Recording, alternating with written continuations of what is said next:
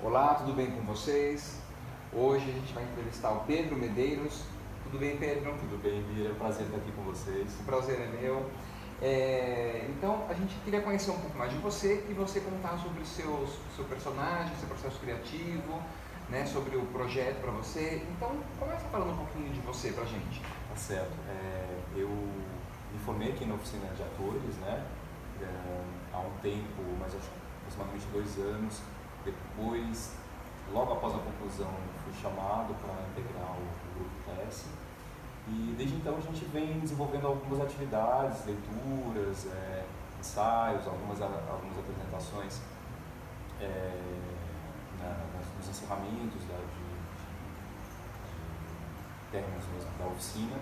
E o que eu tenho sentido bastante é que esse processo tem levado a um aprimoramento muito grande para mim, né, nesse mergulho de entender esse lugar do ator. Assim, né? Não, pode continuar a entender esse lugar do ator, mas o que você quis dizer com isso? Pode?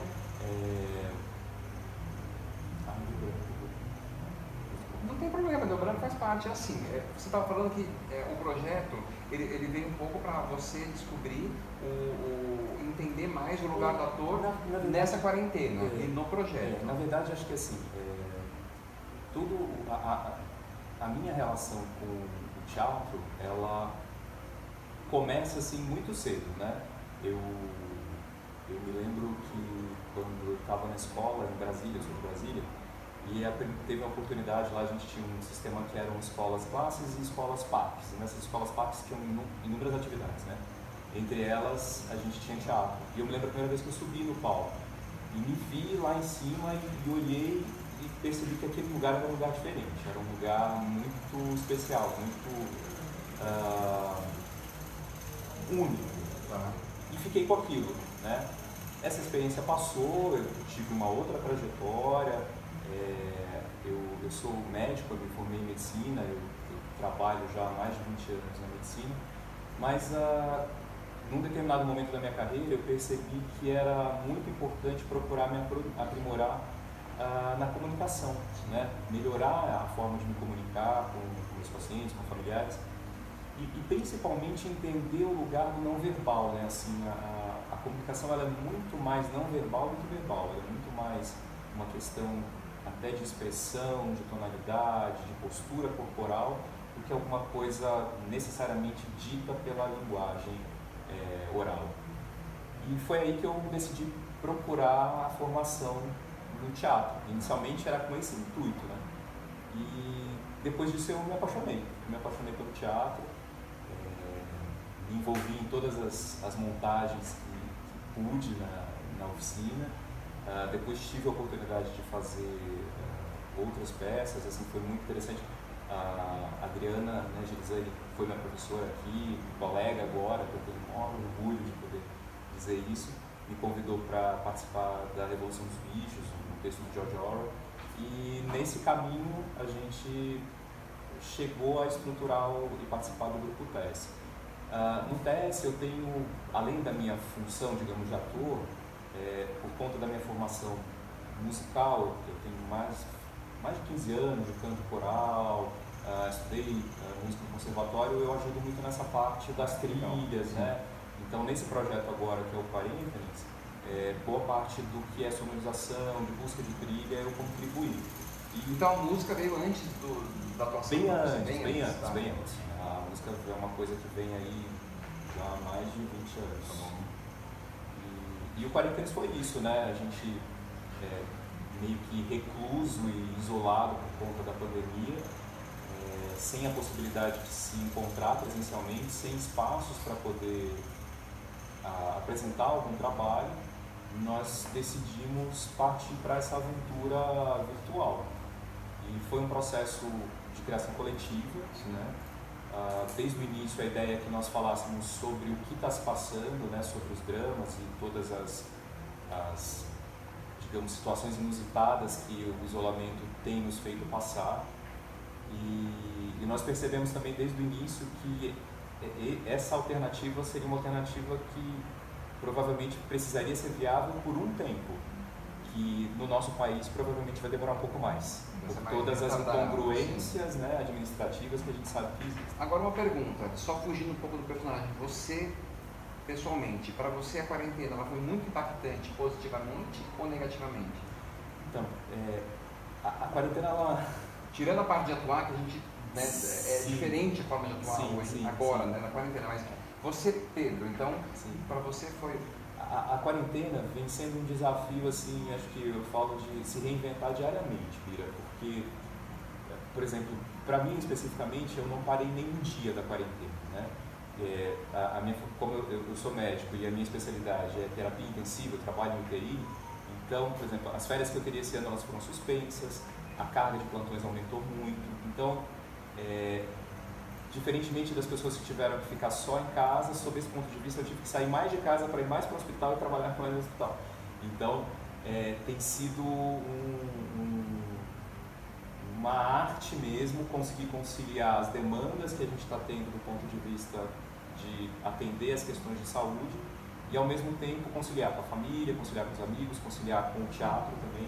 Então, tudo isso vem sendo um grande desafio. Então, para você mexe muito com o emocional, né? Porque você trabalha em UTI, pelo que você falou. Sim. E aí você vai fazer um projeto sobre quarentenas e você deve ver alguma coisa em algum jornal, óbvio que você está sabendo o que está acontecendo no mundo. Então, quando você está de frente com o que está acontecendo e aí você faz um projeto sobre quarentenas em casa, e aí você vê o que está acontecendo no cenário mundial, não traz uma questão emocional nisso? Sim. Eu acho que uma das coisas que mais nos marcou ao longo das discussões de todo o processo foi exatamente trazer todas essas questões que são extremamente humanas, né, e que estão colocando um desafio diário para até se manter a sanidade mental, né, diante de tudo que a gente vem passando. E eu acho que para nós aqui no Brasil, o que mais tem sido um grande desafio é lidar com uma atitude muitas vezes irresponsável frente a todo o drama que vem sendo vivido. Sobre a realidade, né? Sobre a realidade. Sim. É como se criar narrativas outras que não são aquelas reais que a gente vive pudessem nos tirar dessa situação. Sim. Não. Nesse caso, essa ficção criada, essas fake news, elas não vão nos ajudar, definitivamente. Com certeza não. Então,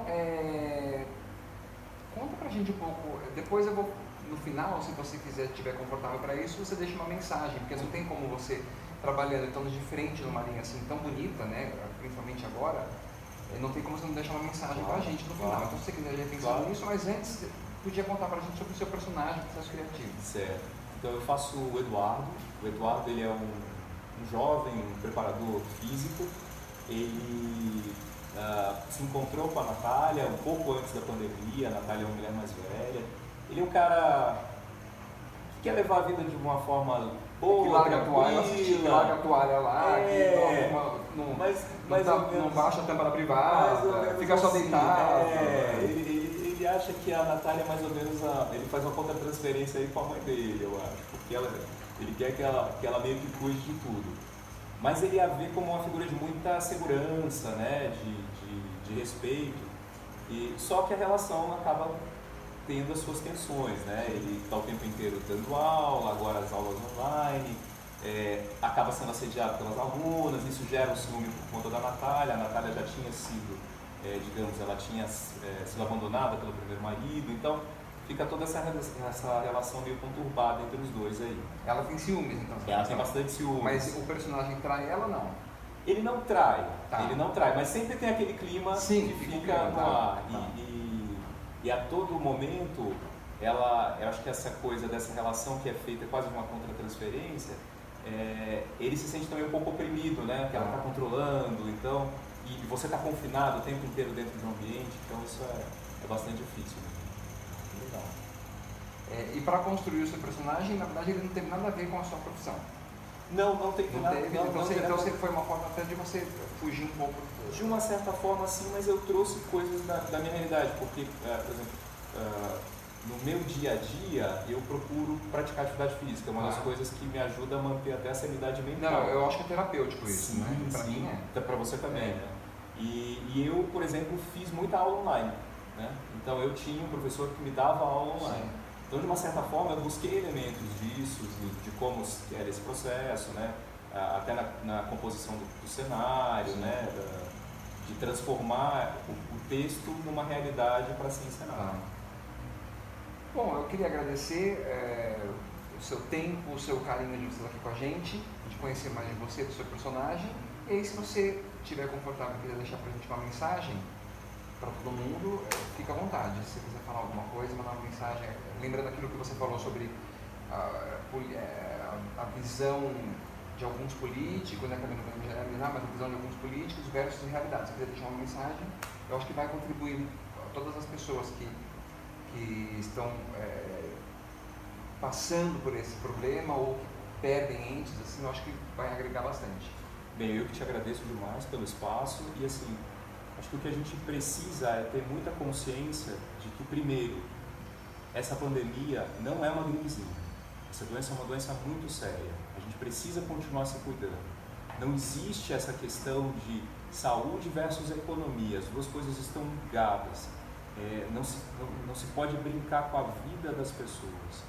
Nós temos a perspectiva de ter uma vacina disponível nos próximos meses, mas isso vai demorar até você conseguir efetivamente vacinar toda a população desse país. Então, cuidem-se, mantenham o isolamento, mantenham o distanciamento, mantenham o uso dos equipamentos de proteção, das máscaras, higienizem suas mãos e se cuidem, porque muitas vezes nós podemos ter formas assintomáticas e levar essa doença para pessoas que são suscetíveis.